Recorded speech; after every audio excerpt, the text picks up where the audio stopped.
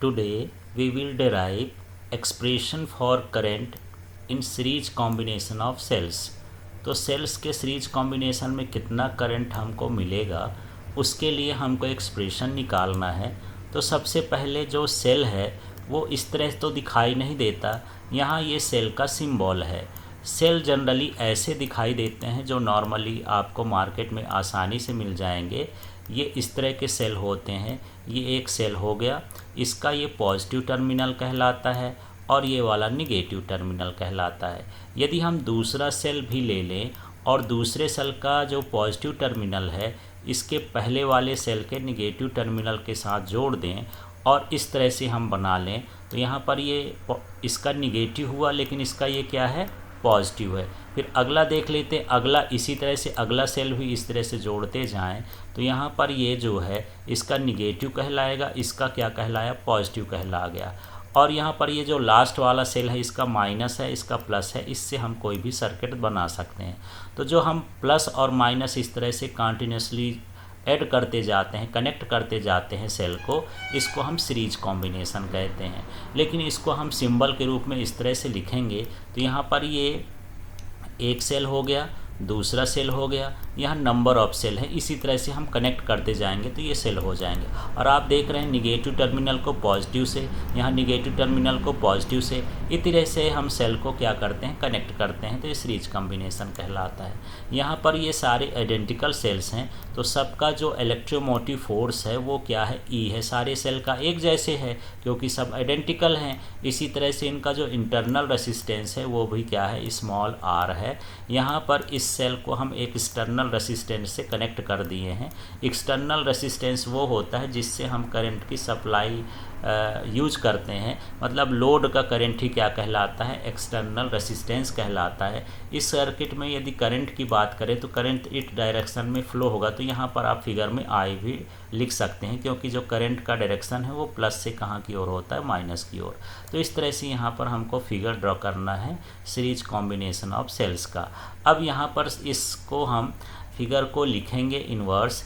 If N sales, यहाँ पर n हो गया, n cells are joint in series, ये सीरीज कॉम्बिनेशन में है। Each cell have EMF E, सारे सेलों का जो इलेक्ट्रोमोटिव फोर्स है वो ई है। यहाँ पर देख लीजिए ये ई है, ये ई है। एंड इंटरनल रेसिस्टेंस आर, और सबका जो इंटरनल रेसिस्टेंस है वो क्या है, देख रहे हैं पूरे का आर है क्योंकि आइडेंटिकल सेल्स हैं। अब यहाँ पर हम क्या करेंगे, टोटल ईएमएफ निकालेंगे। तो यहाँ पर इनका सबका सीरीज कॉम्बिनेशन में ईएमएफ ऐड हो जाता है। यदि आप 3 सेल्स जोड़ते हैं तो 3E हो जाएगा, 4 सेल्स जोड़ते हैं तो 4E हो जाएगा, n सेल्स जोड़ेंगे तो ये क्या हो जाएगा, NE हो जाएगा। तो इस तरह से इसका जो टोटल ईएमएफ बनेगा वो हो गया NE। इसी तरह सीरीज में यदि रेसिस्टेंस जोड़ें तो ये रेसिस्टेंस भी ऐड हो जाते हैं। यदि 2R प्लस आर करेंगे तो 2R, R प्लस आर 3 बार करेंगे तो 3R। इसी तरह से यदि n बार करेंगे तो ये क्या हो जाएगा, NR हो जाएगा। ये इसका टोटल इंटरनल रेसिस्टेंस हो जाएगा जितने भी सेल जुड़ेंगे। अब यहाँ पर हम बात करते हैं कि ये सर्किट का टोटल रेसिस्टेंस क्या है। तो इंटरनल रेसिस्टेंस के साथ साथ ये एक्सटर्नल रेसिस्टेंस भी है। यदि इसको भी ऐड कर दें तो सर्किट का ये टोटल रेसिस्टेंस मिल जाएगा।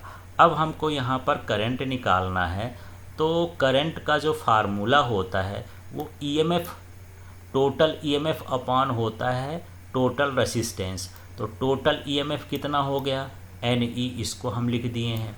और जो टोटल रेसिस्टेंस है वो कितना है, R प्लस NR। तो इस तरह से यहाँ पर ये करंट का फार्मूला आ जाता है कि कितना करंट सीरीज कॉम्बिनेशन में फ्लो होगा।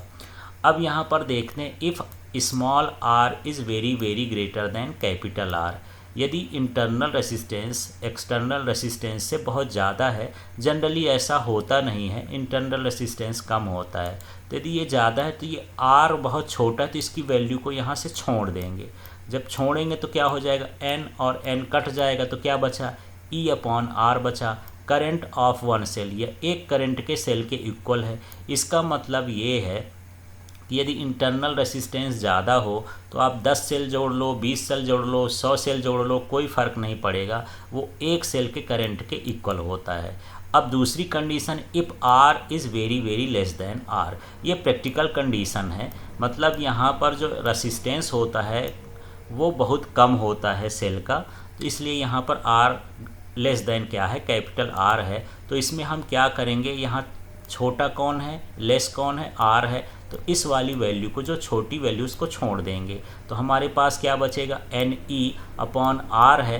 तो यहाँ एन लिख दिए, और ई अपॉन आर का मतलब होता है करंट ऑफ वन सेल। इसका मतलब ये है कि एन टाइम्स जो है करंट इंक्रीज हो जाता है। तो इस तरह से ये प्रॉफिटेबल होता है। तो यदि हम सीरीज कॉम्बिनेशन में सेल्स को कनेक्ट करते हैं और इनका जनरली इंटरनल रेसिस्टेंस कम होता है तो करंट इंक्रीज होता है।